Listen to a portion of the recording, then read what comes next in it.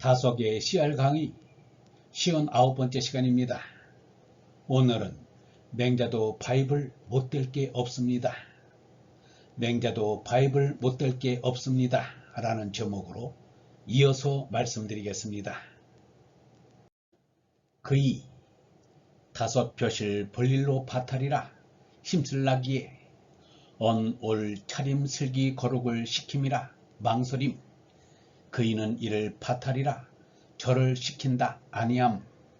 1960년 11월 16일 다섯일지. 그이는 영원한 본 파탈이 그인데 하느님께로 그리로 가는 이가 그이에요. 한마디로 말하면 옳게 사는 사람입니다.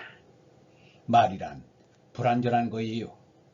정말 온전한 데 되면 이 말이란 건 벙어리 손짓과 같아요. 제법 혓바닥으로 이렇게 놀리니까 분명한 것 같지만 그런 게 아니에요. 어림없어요. 차림은 차리는 것, 정신을 차리는 것입니다. 손을 맞기 위해 차림이 있어야 해요. 손을 맞이하는 게 임자니까 맞이라 했어요. 그이는 시킴, 즉 시킴이라고는 안 씁니다. 누구의 율법이라 하지 않습니다. 본궤대에 오른 사람은 자기의 바탈이지 누구의 시킴이라 하지 않아요. 누구의 율법이다, 이것 안 지키면 벌받는다, 누가 시켰다 하지 않아요. 자유니까, 아들이니까 억지로 하는 게 아닙니다. 아들이니까 제 바탈이라고 하고 갑니다. 시켜서 되는 게 아니에요. 제 속에서 우러나와야 해요. 제 바탈이거니 하고 걸어가야지 시킨다고 해서 되는 게 아닙니다. 시켜서 되는 것 같으면 벌써 다 되었겠죠. 5000년을 해도 안 되는 것 제 속에서 우러나온 게 아니고 시켰기 때문입니다. 맹자는 이걸 깨달은 사람입니다. 우리의 바탈은 위로 올라갈 바탈이에요. 언올 차림 슬기의 궤도에 오른 바탈입니다. 사람들이 예수 오기 전과 오고 난 후에 사람이 달라졌다고 하는데 그게 무슨 소리예요? 글쎄 한 완성이라는 것뿐이지 무슨 율법시대가 있고 복음시대가 있어요. 인생관, 세계관, 생명관에 편견을 가지기 쉬운데 편견을 가져선 못 써요. 더욱이 종교에 있어서 편견을 가져서는 못 써요. 요샌 그것쯤은 알아야 해요. 다섯 벼실은 다섯 맡은 일, 오관을 말한 것입니다. 거룩은 성인 대장, 성령 받잠이에요. 시키면 망설여줘. 시키는 걸 제일 싫어해요. 시켰다면 망설여줘요. 그것도 해롭진 않는데 시키니까 강제로 하니까 싫어해요.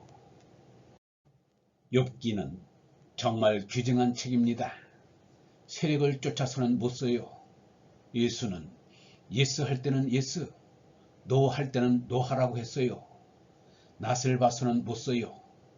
세력을 따라서는 못 써요. 너희가 하나님의 낯을 보려느냐? 예수의 낯, 하나님의 낯, 부자의 낯, 목사의 낯을 봐선 못 써요. 과연은 더불어서는 못 써요. 아무에게나 좋다고 하는 것은 대개 과여야. 과외정을 보통 허라합니다. 과외를 하면 그 사람에게 바른 말을 못하게 됩니다. 꼭대기 바탈을 이 속에 담아둔 게 그릇이에요. 우리 속에는 더러운 게 많이 들어있어요. 그런데 우리 마음속이 하나님의 성전이라고 했어요. 이게 모순 중에 모순이요. 우리의 착각 같아요. 하느님의 성전은 저 위의 나라인데 이 속에 반영이 되어서 그렇지 우리 속에 정말 있는 게 아닐 거예요. 반영을 우리가 착각을 하는 거지요. 그래서 이 속에 있는 것 같지요. 하늘을 쳐다보려면 목이 아플 테니 밑에 거울을 하나 두면 편하지요. 우리 꾀도 이러한데 하느님이 어련히 그러셨겠어요. 어쩐지 난 수십 년 전부터 마음은 허공 같다고 생각했어요. 허공은 저 위에 있는 것인데 마음을 비게 하면 허공과 같을 거예요. 우리 마음을 비우면 하늘나라도 들어옵니다. 풀이 다석이 맹자와 인연을 맺은 건 12세 때부터였습니다. 수화동 수학교를 2년 다니다 그만두고 자문박 서당에 다니면서 맹자를 배웠습니다. 서당 선생님은 이훈 김인수였습니다. 이때 3년 동안 배웠으나 맹자는 책이 두꺼운 편이라 다 배우지는 못하였습니다. 장년이 되어서는 홀로 유교 경전을 많이 읽었습니다. 그런데 나이 70세가 되어서 다시 맹자를 읽으면서 그 뜻이 깊음을 새로 발견하고 감탄했습니다. 여기서 다석은 맹자 장자도 성령이 통하니 꿰뚫어 본이라며 극찬하였습니다. 임성규라는 성균관대 철학과 학생이 이화여대에서 정년퇴직한 뒤에 감리교 신학대학에서 강의를 하고 있던 김홍원을 찾아가 다석에 대해 알고 싶어 왔다고 했습니다. 그러자 김홍원은 김교신이 발행한 성서조선 158호에 실린 우리가 뉘게로 가오리까라는 다석의 시조를 보여주었습니다. 그 시문은 이러합니다. 노자신 노담의 함덕이 자연생생의 대경대법이었다마는 생생지우로 돌아 불사부력에 빠지게 되니 도산한 도에 미혹 건질 길이 없어라. 석가심 석가의 정각도 한 번 함직도 하였다마는 30성도에 50년 설법이 너무 길잡더냐. 말법에 대다 못됨은 물의 진배 없어라. 공자의 호학을 일찍 밟아보면 했다마는 명기를 일삼은 데서 최면칠에 흐르니 유기인 급기복례는 입지조차 못 봤다. 인자예수 말씀으로 몸 이루고 뜻을 받아 맘하시니 하늘 밖엔 집이 없고 걸음거린 참과 오름 배우니 한나신 아들 예수신가 하노라. 이 시문을 언뜻 보면 다석이 노자, 석가, 공자는 틀렸다고 보고 예수만 좋아하는 것으로 보입니다. 김흥호가 임성규에게 이 시문을 굳이 보인 것도 그 때문인 것 같습니다.